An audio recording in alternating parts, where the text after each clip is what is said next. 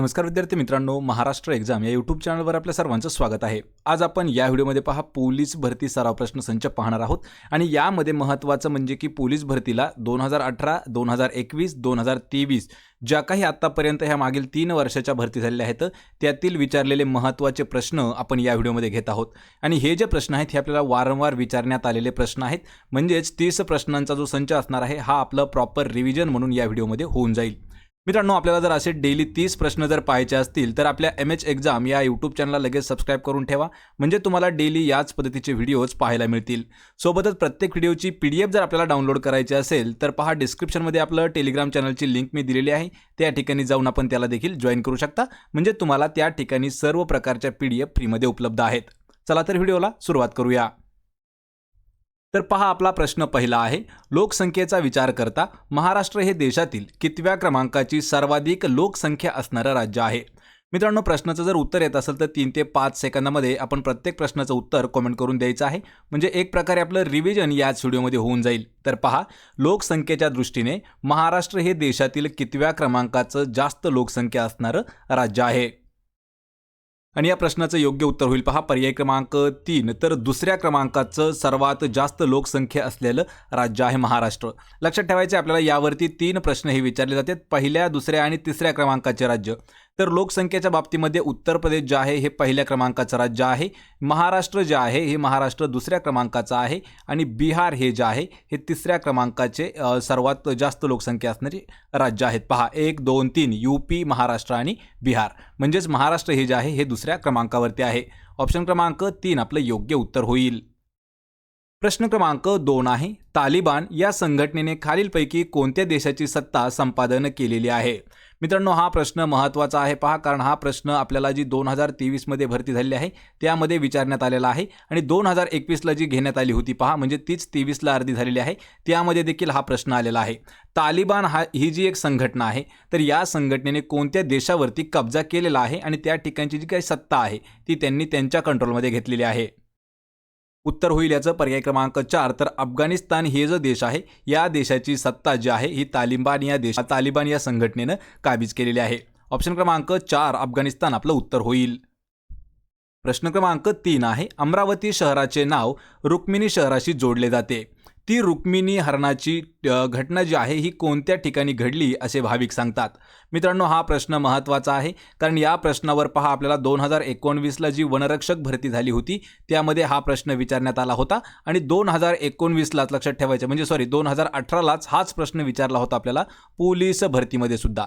तर लक्षात ठेवा, या ठिकाणी सरळ सरळ विचारला होता त्यावेळेसचा प्रश्न की अंबादेवी मंदिर हे जे आहे, ठीक आहे, या प्रश्नाचं उत्तर होईल आपलं पर्याय क्रमांक 1 अंबादेवी मंदिर। या ठिकाणी थोडंसं समजून घ्यायचं आहे, प्रश्न आपल्याला अशा पद्धतीने विचारले होते की अंबादेवी मंदिर जे आहे हे कोणत्या शहरात आहे, तर ते येतं पहा अमरावती शहरामध्ये। आणि हा प्रश्न आपण ज्यावेळी कम्युनिटीमध्ये पोस्ट केला होता त्यातील जवळपास 72% विद्यार्थ्यांनी कोल्हापूर असं नाव उत्तर दिलेलं होतं, लक्षात ठेवायचं आहे। तर अंबादेवी हे जे मंदिर आहे हे अमरावती या शहरामध्ये आहे आणि अमरावती या शहराचं नाव रुक्मिणी हरणाशी जोडलं जातं आणि त्या ठिकाणची जी रुक्मिणी हरणाची जी घटना आहे ही अंबादेवी मंदिरात घडली होती असं सांगितलं जातं। पर्याय 1 आपलं योग्य आन्सर होईल। प्रश्न क्रमांक 4 आहे, टोकियो ऑलिम्पिकमध्ये सुवर्ण पदकाचा वेध घेत असताना नीरज चोप्राने किती मीटर अंतरावर भाला फेकला होता? मित्रांनो, हा प्रश्न जो आहे पहा, हा महत्त्वाचा प्रश्न आहे, कारण जे टोकियो ऑलिम्पिक झालं होतं पहा 2020 मध्ये, त्यातील हा प्रश्न आहे। ऑगस्ट 2020 ला ऑलिम्पिक झालं होतं, त्यामधील हा प्रश्न आहे। आणि त्याच ठिकाणी पहा, जो नीरज चोप्रा आहेत, म्हणजे त्यांनी भालाफेकपटू आहेत आणि नीरज चोप्राने त्यावेळी आपल्याला पहिलं गोल्ड मेडल जे आहे हे मिळवून दिलं होतं। तर यामध्ये त्यांनी जो भाला फेकला होता तो किती अंतरावर फेकला होता? आणि या प्रश्नाचं अचूक उत्तर होईल पर्याय क्रमांक 2, तर 87.58 मीटर। पहा, 87.58 मीटर इतका जो भाला आहे तो नीरज चोप्रा यांनी फेकून गोल्ड मेडल मिळवलं होतं टोकियो ऑलिम्पिक 2020 मध्ये। ऑप्शन क्रमांक 2 आपलं या प्रश्नाचं उत्तर होईल। प्रश्न क्रमांक 5 आहे, खालीलपैकी कोणत्या प्रकल्पास महाराष्ट्र राज्याची भाग्यलक्ष्मी म्हणून ओळखलं जातं? पहा, महाराष्ट्र राज्याची भाग्यलक्ष्मी म्हणून कोणत्या प्रकल्पाची ओळख आहे? या प्रश्नाचं अचूक उत्तर होईल पहा पर्याय क्रमांक 3. तर कोयना प्रकल्पाला म्हटलं जातं महाराष्ट्राची भाग्यलक्ष्मी. या ठिकाणी मित्रांनो कधी कधी ऑप्शनमध्ये कोयना प्रकल्पाच्या ऐवजी कोयना नगर असा देखील शब्द आपल्याला विचारला जाऊ शकतो. काही काही परीक्षामध्ये कोयना नगर विचारला आहे, काही ठिकाणी कोयना प्रकल्प असं विचारला आहे. तर दोन्हीही ऑप्शन जे आहेत ते बरोबर असणार आहेत. महाराष्ट्र राज्याची भाग्यलक्ष्मी म्हणून कोयना प्रकल्पाला ओळखलं जातं. पर्याय 3 आपलं या प्रश्नाचं योग्य उत्तर होईल.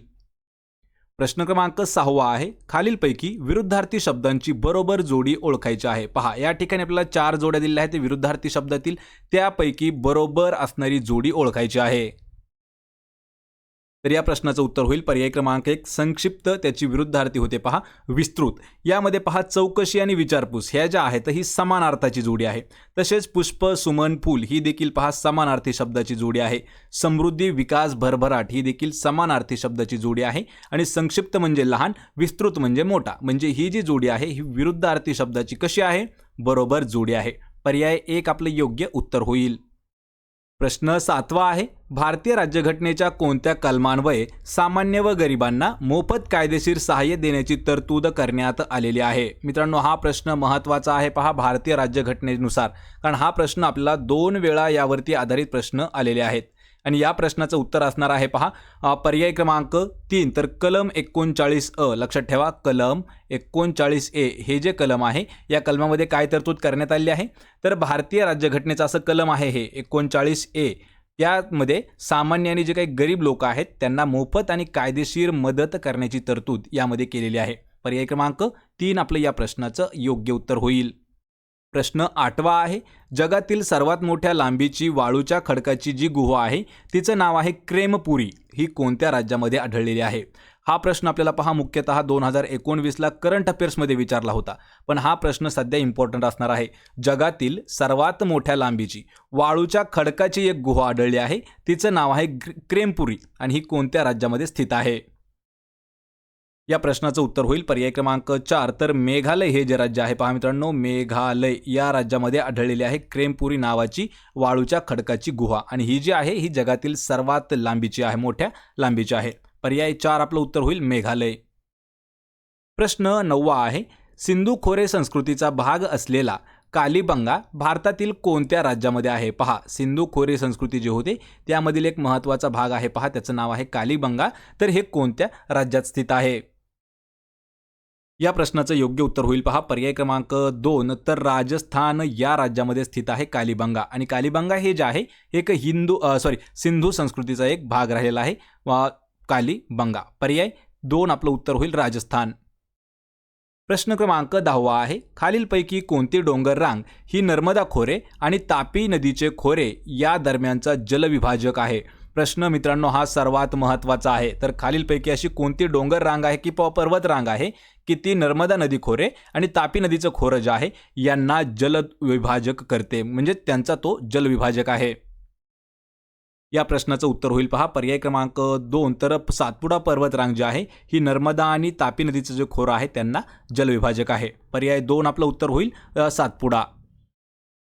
प्रश्न क्रमांक 11 आहे, दुधात साखर पडणे या म्हणीचा अर्थ खालीलपैकी कोणता आहे ते ओळखायचं आहे? मित्रांनो आपल्याला प्रत्येक स्पर्धा परीक्षेमध्ये पहा सध्या म्हणी म्हणजे मराठीतील म्हणी हा जो घटक आहे हा देखील सर्वात महत्त्वाचा असणारा घटक आहे. यावरती आपल्याला नेहमी प्रश्न विचारले जातात. त्यासाठी आपण पहा जेवढे काही महत्त्वाच्या म्हणी आहेत त्या सर्वांच्या लिंक मी तुम्हाला डिस्क्रिप्शनमध्ये देत आहे. त्या ठिकाणी आपण पहा 200 पेक्षा जास्त म्हणी ज्या आहेत त्या घेतलेल्या आहेत, म्हणूनच त्याची लिंक तुम्हाला डिस्क्रिप्शनमध्ये देत आहे. दुधात साखर पडणे या म्हणीचा अर्थ काय होतो?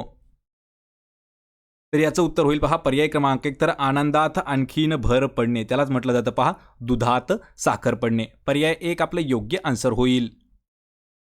प्रश्न क्रमांक 12 आहे, गावातून गोळा झालेल्या जमीन महसुलातील किती टक्के वाटा हा ग्रामपंचायतला मिळत असतो? प्रश्न मित्रांनो हा देखील महत्त्वाचा आहे, कारण हा प्रश्न जी आत्ता नुकतीच म्हणजे 2017मध्ये जी काही आपल्याला ग्रामसेवक भरती झाली होती त्यामध्ये अशा पद्धतीचा प्रश्न विचारण्यात आलेला होता. गावातून गोळा केलेला जो काही जमीन महसूल आहे त्याचा किती टक्के वाटा जो आहे तो ग्रामपंचायतीला मिळत असतो? आणि या प्रश्नाचं अचूक उत्तर होईल पर्याय क्रमांक 3. तर 30%. मित्रांनो हा प्रश्न पहा ग्रामसेवक भरतीसाठी इम्पॉर्टंट असणार आहे. 30% वाटा जो आहे तो ग्रामपंचायतीला मिळत असतो. कशाचा? गावातून गोळा केलेल्या जमीन महसुलाचा. पर्याय क्रमांक 3 आपलं या प्रश्नाचं अचूक आन्सर होईल. प्रश्न क्रमांक 13 आहे, खालीलपैकी कोणाच्या अध्यक्षतेखाली 1998 मध्ये भारतीय बँकिंग क्षेत्रामध्ये सुधारणा सुचवल्या गेल्या होत्या? प्रश्न महत्त्वाचा आहे आणि हा प्रश्न आपल्याला अर्थशास्त्र म्हणजे आर्थिक व्यवहारामध्ये विचारण्यात आलेला प्रश्न आहे. तर खालीलपैकी असं कोण आहे की त्यांच्या अध्यक्षतेखाली 1998 साली भारतीय बँकिंग क्षेत्रामध्ये काही सुधारणा ज्या आहेत त्या केलेल्या आहेत? या प्रश्नाचं योग्य उत्तर होईल पहा पर्याय क्रमांक 4. तर एम नरसिंहम हे जे आहेत पहा, नरसिंहम हे जे आहेत यांच्या अध्यक्षतेखाली 1998 मध्ये भारतीय बँकिंग क्षेत्रामध्ये काही महत्त्वाच्या सुधारणा सुचवण्यात आल्या होत्या. पर्याय 4 आपलं योग्य उत्तर होईल, एम नरसिंहम. प्रश्न क्रमांक 14 आहे, महाराष्ट्रातील खालीलपैकी कोणत्या ठिकाणी नैसर्गिक वायूवरती आधारित विद्युत निर्मिती प्रकल्प आहे? पहा, नैसर्गिक वायूवर आधारित असलेला विद्युत प्रकल्प जो आहे तो खालीलपैकी कोणत्या ठिकाणी आहे? या प्रश्नाचं योग्य उत्तर होईल पर्याय क्रमांक 1. तर अंजनवेल हे जे ठिकाण आहे मित्रांनो, यावरती आपल्याला पहा 2 वेळा प्रश्न विचारण्यात आलेला आहे. तर अंजनवेल या ठिकाणी नैसर्गिक वायूवर आधारित असलेला जलविद्युत निर्मिती प्रकल्प आहे. पर्याय क्रमांक 1 आपले योग्य आन्सर होईल. प्रश्न 15वा आहे, राज्य वन्यजीव कृती आराखडा तयार करणारे देशातील पहिलं राज्य कोणतं ठरलेलं आहे? आतापर्यंत पहा वनरक्षक भरतीमध्ये हा प्रश्न आपल्याला 3 ते 4 वेळा विचारण्यात आला आहे आणि हाच प्रश्न आपल्याला 2 वेळा पोलीस भरतीमध्ये विचारण्यात आलेला होता. पहा, राज्य वन्यजीव कृती आराखडा तयार करणारं देशातील पहिलं राज्य कोणतं ठरलेलं आहे? आणि या प्रश्नाचं योग्य उत्तर होईल पहा पर्याय क्रमांक 3. तर महाराष्ट्र हे जे आहे हे असं पहिलं राज्य ठरलं की ज्याने राज्य वन्यजीव कृती आराखडा तयार केलेला आहे. पर्याय 3 आपलं योग्य उत्तर होईल. प्रश्न 16 आहे, जागतिक व्यापार संघटनेची स्थापना खालीलपैकी कोणत्या दिवशी करण्यात आलेली आहे? जागतिक व्यापार संघटना आणि एवढ्या ज्या काही जागतिक संघटना आहेत पहा मित्रांनो महत्त्वाच्या असणाऱ्या, त्यांचे स्थापना वर्ष देखील आपण एका व्हिडिओमध्ये कव्हर केलेले आहेत. पहा, त्या व्हिडिओची लिंक देखील मी तुम्हाला डिस्क्रिप्शनमध्ये देत आहे. तर पहा, जागतिक व्यापार संघटना ही जी आहे ही 30 डिसेंबर 1994 म्हणजेच पर्याय क्रमांक 2 30 डिसेंबर 1994 या दिवशी स्थापन करण्यात आलेली आहे किंवा त्याची ती स्थापना आहे. पर्याय 2 आपलं या प्रश्नाचं अचूक उत्तर होईल. प्रश्न 17वा आहे, खालीलपैकी कोणत्या स्थानिक वाऱ्यांना डॉक्टर वारे या नावाने देखील ओळखलं जातं? मित्रांनो कमेंट करून फास्ट उत्तर देत राहायचं आहे. पहा, आपल्याकडे अजून असे भरपूर पद्धतीचे व्हिडिओ आहेत की त्यामध्ये आपलं रिव्हिजन जे आहे हे प्रॉपर होऊन जाईल. तर पहा, स्थानिक वाऱ्यांना म्हणजेच खालीलपैकी असे कोणते स्थानिक वारे आहेत की त्यांनाच काय म्हटलं जातं? पहा, डॉक्टर वारे असं त्यांना म्हटलं जातं. तर या प्रश्नाचं उत्तर होईल पर्याय क्रमांक 1. खारे व मतलई वारे जे आहेत त्यांना म्हटलं जातं पहा डॉक्टर वारे. ऑप्शन क्रमांक 1 आपलं योग्य उत्तर होईल. प्रश्न क्रमांक 18वा आहे, राष्ट्रीय दहशतवाद विरोधी दिन खालीलपैकी कोणत्या तारखेला पाळला जातो? प्रश्न हा महत्त्वाचा आहे आणि हा जो आहे हा राष्ट्रीय दिनविशेषवरती आधारित असा प्रश्न आहे. आणि मित्रांनो जेवढे काही आपल्याला राष्ट्रीय दिनविशेष पाहायचे असतील तर त्याच्या देखील लिंक मी तुम्हाला डिस्क्रिप्शनमध्ये देत आहे. त्या ठिकाणी राष्ट्रीय दिनविशेष आणि जागतिक दिनविशेष असे पूर्ण दोन्ही आपण कव्हर केलेले आहेत. तर पहा, राष्ट्रीय दहशतवाद विरोधी दिवस जो आहे तो कधी साजरा केला जातो? आणि या प्रश्नाचं उत्तर होईल पर्याय क्रमांक 3 21 मे. 21 मे हा जो दिवस आहे हा राष्ट्रीय दहशतवाद विरोधी दिन म्हणून साजरा केला जातो. प्रश्न 19वा आहे, छत्रपती संभाजी महाराजांनी खालीलपैकी कोणता संस्कृत ग्रंथ लिहिलेला आहे?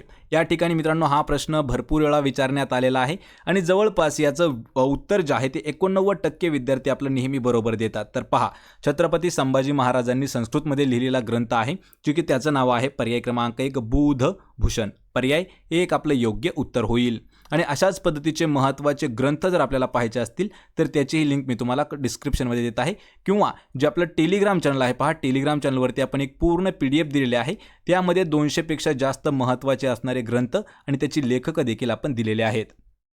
प्रश्न 20 आहे, डोळा या शब्दाचा समानार्थी नसलेला शब्द आपल्याला ओळखायचा आहे. म्हणजे पर्यायमध्ये आपल्याला 3 शब्द जे आहेत हे समानार्थाचे शब्द आहेत, एक हा वेगळा आहे, ते आपलं उत्तर असणार आहे.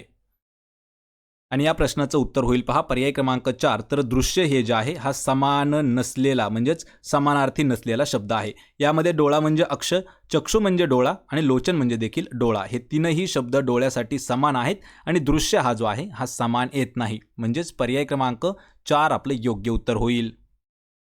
प्रश्न क्रमांक 21 आहे, देशातील पहिले मातीचे धरण म्हणून गणले जाणारे किंवा गणले गेलेले गंगापूर धरण हे राज्यातील कोणत्या जिल्ह्यामध्ये आहे? यावरती मित्रांनो अल्टरनेट आपल्याला 2 प्रश्न विचारण्यात आले होते पहा. तर देशातील पहिलं मातीचं धरण म्हणून कोणत्या धरणाला ओळखलं जातं? तर लक्षात ठेवायचे गंगापूर धरण हे देशातील आपल्या पहिल्या मातीचं धरण आहे, म्हणजे मातीचं पहिलं धरण आहे. आणि हे जे आहे हे वसलेलं आहे पहा नाशिक या जिल्ह्यामध्ये. पर्याय क्रमांक 3 आपलं या प्रश्नाचं योग्य उत्तर असणार आहे. पहा नाशिकमध्ये वसलेलं आहे गंगापूर आणि गंगापूर धरण जे आहे हे भारतातील आपल्या पहिलं मातीचं धरण म्हणून त्याची ओळख आहे. पर्याय 3 नाशिक आपलं उत्तर होईल. प्रश्न क्रमांक 22 आहे. महाराष्ट्रातील खालीलपैकी कोणता जिल्हा हापूस आंब्याचा सर्वात मोठा उत्पादक जिल्हा आहे? पहा हापूस आंबा हा कोणत्या ठिकाणचा प्रसिद्ध आहे? तर त्याला आपण सरळ एक शब्द वापरतो पहा कोकणचा हापूस आंबा. पण या ठिकाणी प्रश्न काय विचारलाय? आपल्याला जिल्हा विचारला आहे. तर जिल्हा कोणता असणार आहे? पर्याय क्रमांक 1 जो रत्नागिरी जिल्हा आहे हा हापूस आंब्यासाठी सर्वात महत्त्वाचा आणि मोठा उत्पादक असलेला जिल्हा आहे रत्नागिरीचा हापूस आंबा. पर्याय 1 आपलं योग्य आन्सर असणार आहे. प्रश्न क्रमांक 23 आहे. खालीलपैकी कोणत्या राष्ट्रीय उद्यानात कस्तुरी हरिण प्रकल्प? पहा कस्तुरी हरिण प्रकल्प कधी कधी मराठीत नाही विचारलं तर आपल्याला इंग्रजीमध्ये विचारलं जातं. प्रोजेक्ट मस्क डिअर 1972ला सुरू करण्यात आलेला आहे. या ठिकाणी मित्रांनो स्वतःच आपण 3 प्रश्न हे काढू शकतो. लक्षात ठेवायचे पहिला प्रश्न काय आहे की जे कस्तुरी हरिण प्रकल्प आहे ते कोणत्या वर्षी सुरू करण्यात आलं? लक्षात ठेवा आपल्याला उत्तरामध्ये दिलेला आहे प्रश्नामध्ये 1972ला सुरू करण्यात आलेला आहे. या ठिकाणी प्रश्न काय विचारलाय की कोणत्या राष्ट्रीय उद्यानामध्ये? तर हे जे आहे पहा हे केदारनाथ राष्ट्रीय उद्यानामध्ये सुरू करण्यात आलेलं होतं. कोणत्या नावानं? कस्तुरी हरिण प्रकल्प. याला जर आपल्याला इंग्रजीमध्ये विचारलं तर त्याचं नाव काय होईल? प्रोजेक्ट मस्क डिअर हे जे आहे हे त्याचं नाव आहे. 1972 त्याचं सुरुवात आहे. आणि कोणत्या उद्यानात? तर केदारनाथ राष्ट्रीय उद्यान.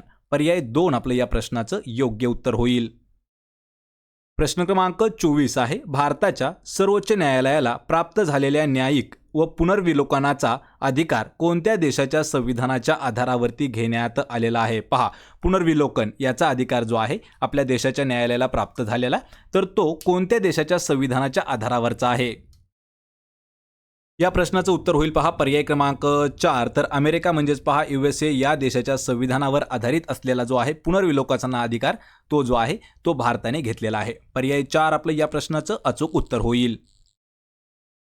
प्रश्न क्रमांक 25 आहे. देशातील कायद्यांची निर्मिती करणारी सर्वोच्च संस्था म्हणजे डॅश होय. पहा आपल्या देशातील कायद्यांची निर्मिती करणारी सर्वोच्च संस्था कोणती? या प्रश्नाचं योग्य उत्तर होईल पर्याय क्रमांक 3 तर संसद ही जी आहे ही देशातील आपल्या कायद्यांची निर्मिती करणारी सर्वोच्च संस्था आहे. आणि मित्रांनो हा जो प्रश्न आहे हा आपल्याला जवळपास आतापर्यंत 16 ते 20 वेळा विचारण्यात आलेला प्रश्न आहे. त्यामुळे हा प्रश्न सर्वात इम्पॉर्टंट आहे. फक्त लक्षात ठेवायचा आहे कारण या ठिकाणी यानंतर ज्या होणाऱ्या स्पर्धा परीक्षा असणार आहेत त्यामध्ये एवढ्या सोप्या लेवलचे प्रश्न विचारले जात नाहीत पण सांगता येत नाही हा प्रश्न भरपूर वेळा आलेला आहे. प्रश्न 26 आहे. नुकतीच महिलांसाठी गृहलक्ष्मी योजना खालीलपैकी कोणत्या राज्यामध्ये सुरू करण्यात आलेली आहे? मित्रांनो या व्हिडिओमध्ये पहा आपण 26 ते 30 हे जे 5 प्रश्न असणार आहेत हे टोटल आपण करंट अफेअर्स 2023 वरती घेतलेले आहेत. म्हणजे या प्रकारे आपलं या ठिकाणी थोडंसं रिव्हिजन होऊन जाईल. तर पहा कोणासाठी आहे? महिलांसाठी एक योजना आहे गृहलक्ष्मी योजना. ही कोणत्या राज्याने सुरू केली आहे? तर या प्रश्नाचं उत्तर होईल पर्याय क्रमांक 3 तर कर्नाटक या राज्याने सुरू केलेली एक योजना आहे आणि ती जी आहे महिलांसाठी गृहलक्ष्मी योजना या नावाने आहे. पर्याय क्रमांक 3 आपले योग्य उत्तर होईल. प्रश्न क्रमांक 27 आहे. खालीलपैकी कोणता दिवस दरवर्षी जागतिक पर्यटन दिवस म्हणून ओळखला जातो किंवा त्याला साजरं केलं जातं? जागतिक पर्यटन दिवस.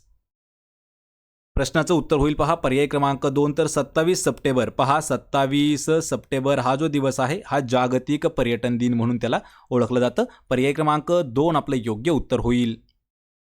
प्रश्न क्रमांक 28 आहे. कोणत्या भारतीय वंशाच्या लेखकाची वेस्टर्न लेन ही कादंबरी बुकर पुरस्कार 2023 साठी निवडण्यात आलेली आहे? मित्रांनो प्रश्न महत्त्वाचा आहे. पहा खालीलपैकी असा कोणता भारतीय वंशाचा लेखक आहे किंवा लेखिका आहे की त्यांची एक कादंबरी आहे पहा वेस्टर्न लेन या नावाची. तर ही कादंबरी बुकर पुरस्कार जो आहे 2023चा यासाठी निवडण्यात आलेली आहे. आपल्याला त्या लेखिकेचं नाव सांगायचं आहे आणि याचं उत्तर होईल पहा पर्याय क्रमांक 4 तर चेतना मारू. पहा प्रश्न हा महत्त्वाचा आहे.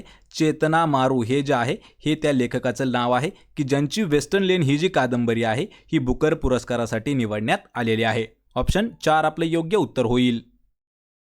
प्रश्न क्रमांक 29 आहे ग्लोबल इंडिया AI 2023. पहा, ग्लोबल इंडिया AI 2023 या परिषदेची पहिली आवृत्ती खालीलपैकी कोणता देश होस्ट करणार आहे? लक्षात ठेवा, ग्लोबल इंडिया AI 2023 ही जी आहे ही भारत देशाने ही परिषद आयोजित केलेली आहे आणि हे यावेळेचं त्याचं फर्स्ट एडिशन होतं. लक्षात ठेवायचे, त्यामुळे हा प्रश्न महत्त्वाचा आहे. भारत हे या प्रश्नाचं उत्तर होईल.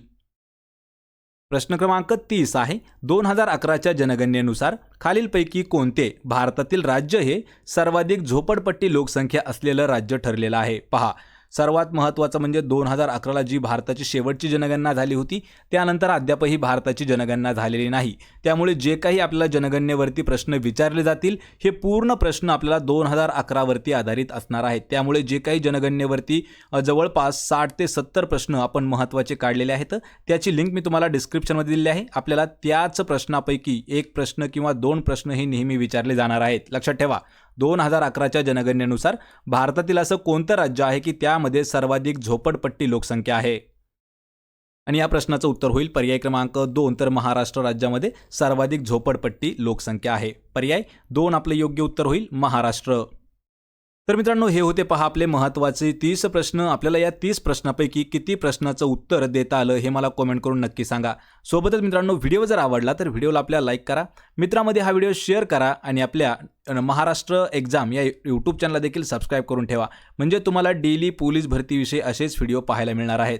सोबतच मित्रांनो, प्रत्येक व्हिडिओची PDF जर आपल्याला फ्रीमध्ये डाउनलोड करायची असेल तर पहा MH एक्झाम या नावाने आपलं एक टेलिग्राम चॅनल आहे. त्याचीही लिंक मी तुम्हाला डिस्क्रिप्शनमध्ये देत आहे. त्या ठिकाणी जाऊन आपण त्याला देखील जॉईन करा. म्हणजे तुम्हाला सर्व प्रकारच्या PDF त्या ठिकाणी फ्रीमध्ये उपलब्ध करून दिलेल्या आहेत.